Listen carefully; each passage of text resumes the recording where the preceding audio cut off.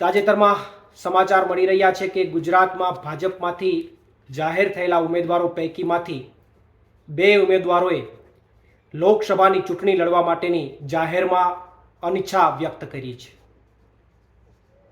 શું કામ અનિચ્છા વ્યક્ત કરી એ કારણ તો એ વ્યક્તિઓ જાણે અને ભાજપ જાણે. બની શકે કે કદાચ ચૂંટણી હારવાનો ડર હોય અથવા અન્ય કોઈ પણ કારણો હોય, પણ એટલું ચોક્કસ કે આ દેશના ઇતિહાસમાં આ પહેલી વાર એવી ઘટના બનતી હશે કે ભાજપની ટિકિટ મળ્યા બાદ કોઈ વ્યક્તિ, કોઈ ઉમેદવાર ચૂંટણી લડવાની સામે ચાલીને અનિચ્છા વ્યક્ત કરે. અને એટલા માટે મને લાગી રહ્યું છે કે ભાજપની ઉલટી ગિનતીની શરૂઆત થઈ ગઈ છે, ભાજપના ખરાબ દિવસોની શરૂઆત થઈ ગઈ છે. અને આ હું માત્ર નથી કહેતો, પરંતુ સમગ્ર દેશવાસીઓએ જ્યારે 2 દિવસ પહેલા આ દેશના લોકપ્રિય નેતા અરવિંદ કેજરીવાલજીની ખોટી રીતે ધરપકડ કરવામાં આવી, ત્યારે સમગ્ર દેશવાસીઓનો એક નાદ નીકળ્યો હતો કે હવે ભાજપની ઉલટી ગિનતીની શરૂઆત થશે અને હવે મોટી જનક્રાંતિની શરૂઆત થશે. અને માત્ર 2 દિવસની અંદર જ ગુજરાતમાં એમની શરૂઆત થઈ હોય એવું લાગી રહ્યું છે. કારણ કે અરવિંદ કેજરીવાલજીની ખોટી રીતે ધરપકડ કરવામાં આવી છે એ તમામ ડેટા અત્યારે સામે આવી રહ્યો છે કે જે વ્યક્તિના બયાન ઉપર અરવિંદ કેજરીવાલજીની જે ધરપકડ કરવામાં આવી છે એ વ્યક્તિ શરદચંદ્ર રેડ્ડી, કે જેમને ઈડી ધરપકડ કરે છે. 11 નવેમ્બરે ઈડી એમની ધરપકડ કરે છે અને ધરપકડ થયા બાદ માત્ર 4 દિવસમાં એટલે કે 15 નવેમ્બરે એ 5 કરોડ રૂપિયા ઇલેક્ટોરલ બોન્ડ સ્વરૂપે ભાજપને આપે છે.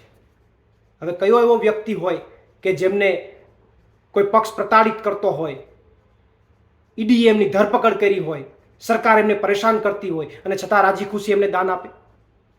આ રાજી ખુશીથી અપાયેલું દાન નહોતું, આ એક કરપ્શન રૂપે અપાયેલી રકમ હતી. અને ત્યાર પછી આ વ્યક્તિને સરકારી ગવાહ બનાવવામાં આવે, આ વ્યક્તિઓને બેલ મંજૂર કરી દેવામાં આવે. આમ તો એવું કહે છે કે આ કાયદા હેઠળ કોઈને બેલ ન મળી શકે. એ મનીષ સિસોદિયા હોય, સંજયસિંહ હોય, એમને વર્ષથી હજી બેલ નથી મળી, પરંતુ આ વ્યક્તિને બેલ પણ મળી જાય છે.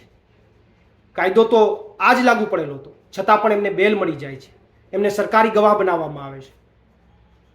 અને ત્યારબાદ ફરીથી એક કરપ્શનના ભાગરૂપે બીજા કરોડો રૂપિયા જે છે એ ભાજપને ઇલેક્ટોરલ બોન્ડ સ્વરૂપે આ વ્યક્તિ જે કંપનીમાં ડાયરેક્ટર છે ત્યાંથી આપવામાં આવે છે. ટોટલ 34 થી 35 કરોડ રૂપિયા ભાજપ આ વ્યક્તિ પાસેથી ઇલેક્ટોરલ બોન્ડ રૂપે એક કરપ્શનના ભાગરૂપે એમની પાસેથી વસૂલે છે.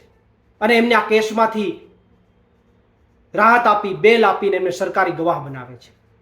તો હવે વિચાર કરવો રહ્યો કે આ સરકારી ગવાહના આધાર ઉપર અરવિંદ કેજરીવાલજી ઉપર ખોટો કેસ કરી અને એમને જો આપ ફસાવવાનો પ્રયત્ન કરશો તો ચોક્કસથી તમારા વળતા દિવસો શરૂ થવાના છે, તમારી ઉલટી ગિનતી શરૂ થવાની છે અને તમારા ખરાબ દિવસો આવવાના છે. અને એમની શરૂઆત ગુજરાતમાં આજથી જ શરૂ થઈ ગઈ છે. આભાર.